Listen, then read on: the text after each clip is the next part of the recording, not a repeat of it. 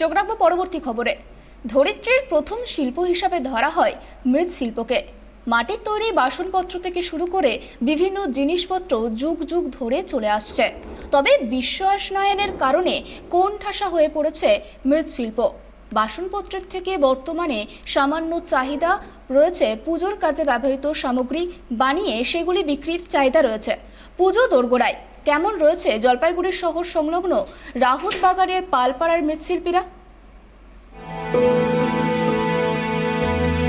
মৃৎশিল্প বলতে শিল্পকলার যে শাখাকে বোঝায়, সেখানে কুমোরের মাটি বা এই জাতীয় গঠন উপাদান দিয়ে শিল্পকর্ম সৃষ্টি করা হয়।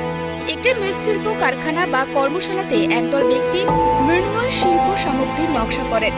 এগুলি হাতে উৎপাদন করেন এবং প্রয়োজনে এগুলোর শোভাবর্ধন করেন। মৃৎ মানে মাটি আর শিল্প মানে সুন্দর সৃষ্টিশীল বস্তু। তাই মাটি দিয়ে তৈরি শিল্পকর্মকে মৃৎশিল্প বলে এবং যারা এই শিল্পকর্মের সঙ্গে জড়িত তাদের বলা হয় কুমোর। কুমোররা অসম্ভব শৈল্পিক দক্ষতা ও মনের মধ্যে লুকায়িত মাধুর্য দিয়ে চোখ ধাঁধানো সব কাজ করে থাকেন। কালের বিবর্তনে শিল্পায়নের যুগে ধীরে ধীরে বিলীন হয়ে যাচ্ছে গ্রাম বাংলার ঐতিহ্য এই মৃৎশিল্প। বাজারে যথেষ্ট চাহিদা না থাকা, সময়ের সঙ্গে তাল মিলিয়ে কাজের পরিধি পরিবর্তন না করা, কাজের নতুনত্বের অভাব, আয়ের সঙ্গে ব্যয়ের অসঙ্গতি, কাঁচামাল হিসাবে ব্যবহৃত মাটির মূল্য বৃদ্ধি, কাঁচামাল ও উৎপাদিত সামগ্রী পরিবহনে সমস্যা সহ নানা কারণে মুখ থুবড়ে পড়েছে বাংলার বহু বছরের এই ঐতিহ্যবাহী শিল্প। শুধু তাই নয়, প্লাস্টিক, স্টিল, মেলামাইন, সিরামিক ও সিলভার সহ বিভিন্ন ধরনের ধাতব পদার্থ দিয়েই তৈরি করা হয় এইসব তৈজস পদার্থের নানাবিধি সুবিধার কারণে দিন দিন আবেদন হারাচ্ছে মাটির তৈরি শিল্পকর্ম।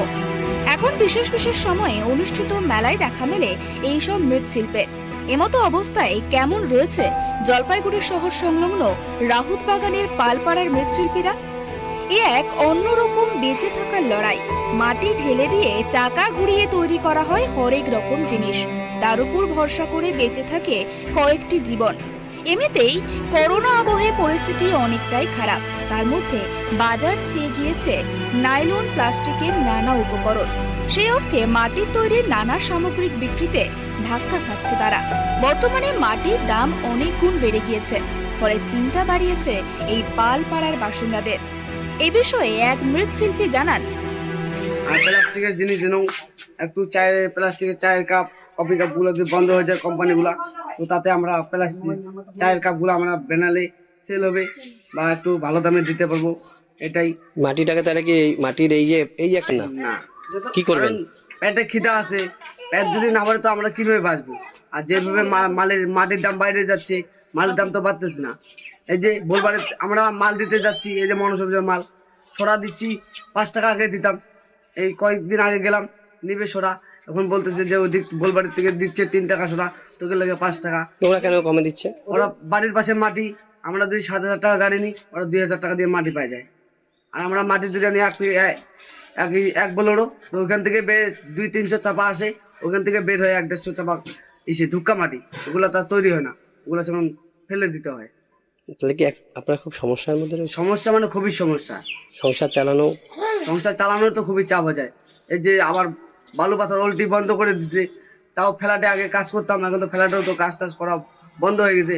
সরকার এমন অবস্থা করে দিচ্ছে, মানে গরিব লোকের খুবই অসুবিধা হয়ে যাচ্ছে। তবুও পুজোর আগে জলপাইগুড়ির পালপাড়ায় ব্যস্ততা লক্ষ্য করা গেল। তারা জীবনের প্রত্যেকটা মুহূর্ত যেন লড়াই করে বাঁচতে চান। আর তাই এবার পুজোর বাজার ধরতে তারাও কোমর বেঁধে নেমে পড়েছেন। কেমন রয়েছে জলপাইগুড়ির শহর সংলগ্ন রাহুত বাগান এলাকার পালপাড়ার বাসিন্দারা? অভিযোগ, সরকারি সুযোগ সুবিধা থেকে বঞ্চিত তারা। পুরো বাজার ছেয়ে গিয়েছে স্টিল, ফাইবার ও প্লাস্টিকের বিভিন্ন সামগ্রীতে। বর্তমান বাজারে মাটির তৈরি ঘট, প্রদীপ সহ বিভিন্ন সামগ্রীর কদর কমায় চরম সমস্যায় পালপাড়া শিল্পীরা। জলপাইগুড়ি থেকে সুরজিৎদের রিপোর্ট, ট্রাইব টিভি।